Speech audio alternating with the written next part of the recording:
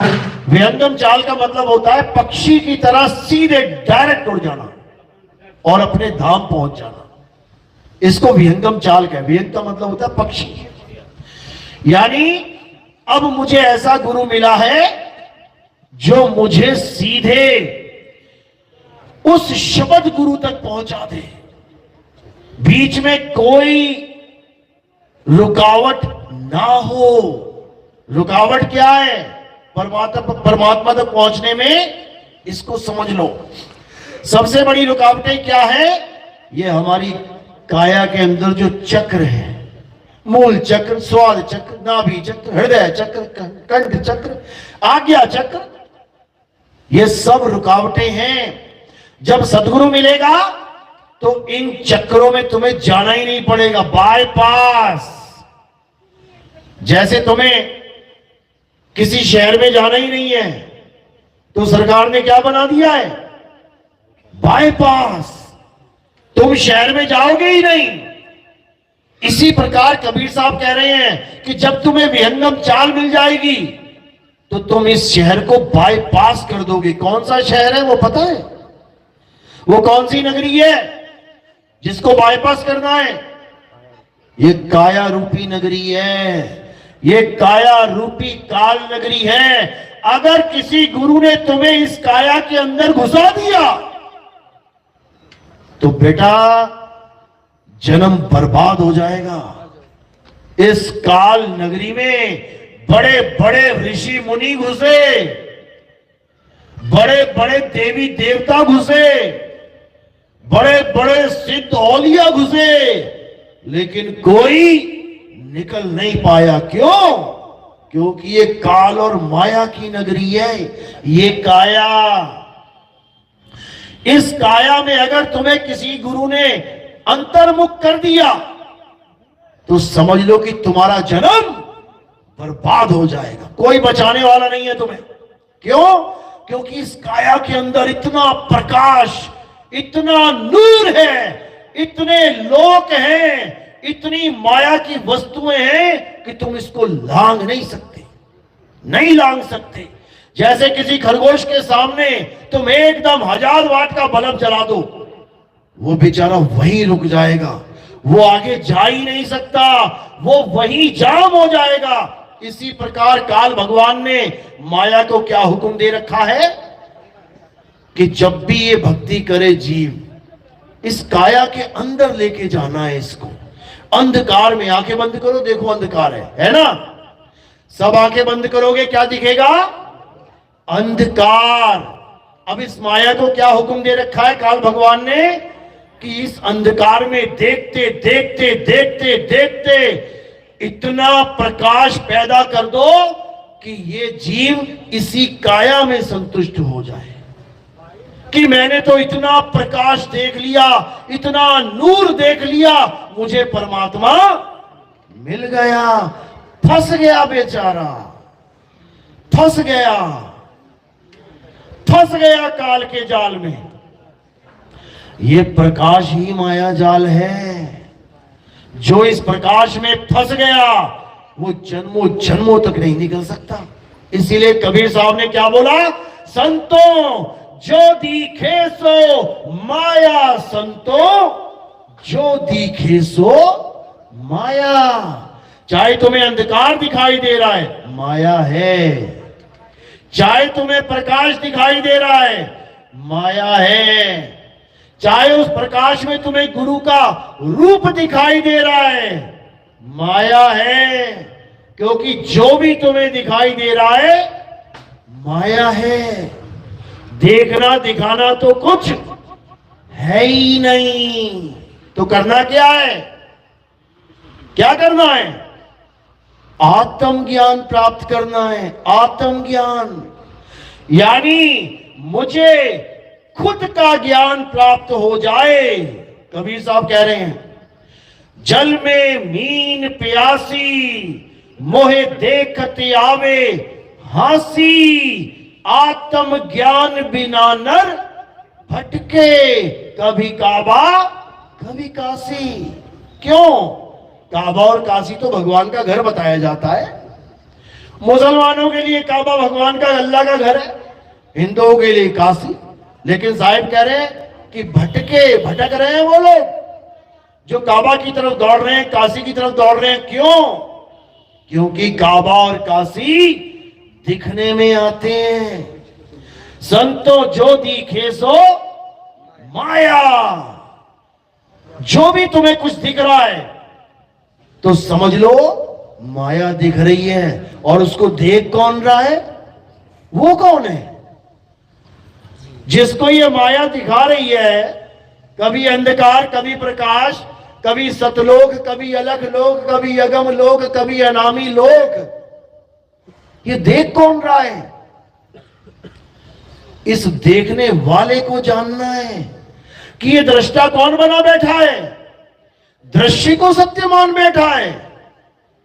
दृश्य को देखने वाला दृष्टा होता है और दृष्टा दृश्य में उलझा होता है। ये कभी अपने आप को नहीं जान पाता, ये दृश्य को ही सलाम कर देता है। जो दिखे उसी को सलाम कर देता है। यही अज्ञान है। आत्मज्ञान इस अज्ञान का सफाया कर देता है। सफाया। पहले यह समझ लो आत्मज्ञान होता क्या है। कोई भी मंत्र जपना, कोई भी श्वासों का अजपा जाप करना, किसी भी प्रकाश को, किसी भी नूर को, किसी भी सतलोक, अलख लोक, अगम लोक को देखना आत्मज्ञान नहीं है। आत्मज्ञान का मतलब कभी दूसरे को देखना, दूसरे को जानना होता ही नहीं है। आत्मज्ञान का क्या मतलब होता है? खुद को जानना। कौन है जो प्रकाश को देख रहा है, उसको जान। जैसे किसी ने आपको कहा कि आप अपनी आत्म कथा लिखो। अब आप अपनी आत्म कथा लिखोगे, उसमें क्या लिखोगे? अपने बारे में। तुम उसमें अपने देश के प्रधानमंत्री, राष्ट्रपति, किसी एमएलए, किसी अन्य की बात नहीं करोगे। आत्म कथा यानी हर लाइन तुम्हारे जीवन के ऊपर होनी चाहिए। तुम्हारी आत्म कथा है। आत्महत्या यानी जब कोई केवल अपनी हत्या कर ले तो उसे क्या कहते हैं? आत्महत्या। किसी और की करेगा तो आत्महत्या नहीं हुई। आत्मरक्षा, जब कोई अपनी खुद की रक्षा करेगा उसे आत्मरक्षा कहते हैं, किसी और की नहीं।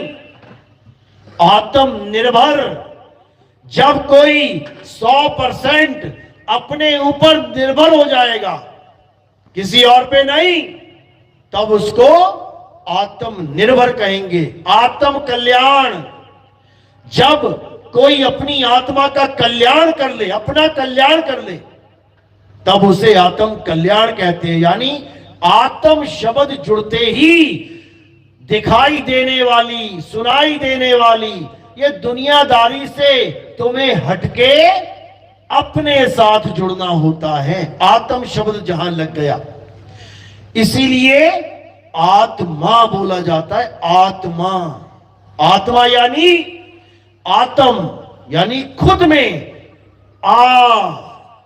आत्म में बन गया आत्मा। यानी दूसरे किसी की महिमा नहीं गानी है, अपनी महिमा गानी है। किसी अंधकार, किसी प्रकाश की महिमा नहीं गानी है, अपनी महिमा गानी है। किसी लोक, किसी परलोक की महिमा नहीं गानी है, अपनी महिमा गानी है। तब समझ लेना कि तुम बन गए आत्मज्ञानी। और जब तक तुम आत्मज्ञानी नहीं हुए तब तक माया तुम्हें ऐसे लपेटे में लेगी कि तुम्हारे जन्मों जन्म बर्बाद कर देगी। याद रखना इस बात को।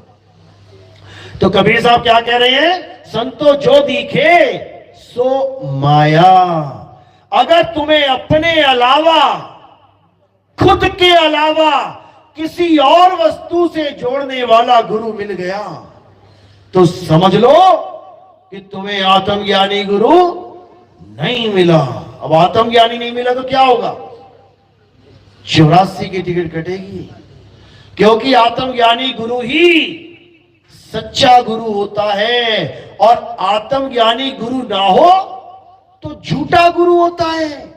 अब झूठे गुरु की सजा क्या है ये भी समझ लो। डॉक्टरी करके, कोई एमबीबीएस करके, कोई एमडी डीएम करके कोई क्लिनिक खोलता है तो उसको सब सलाम करते हैं, और कोई नीम हकीम खतराए जान अपना क्लिनिक खोल लेता है, डॉक्टर की नकल करके गले में स्टेथोस्कोप भी लगा लेता है, दवाइयां भी रख लेता है सामने दिखाने के लिए कि मैं डॉक्टर हूं, और जब एक केस गलत हो जाए फिर क्या होता है? फिर शटल डाउन और बंदा अंडरग्राउंड।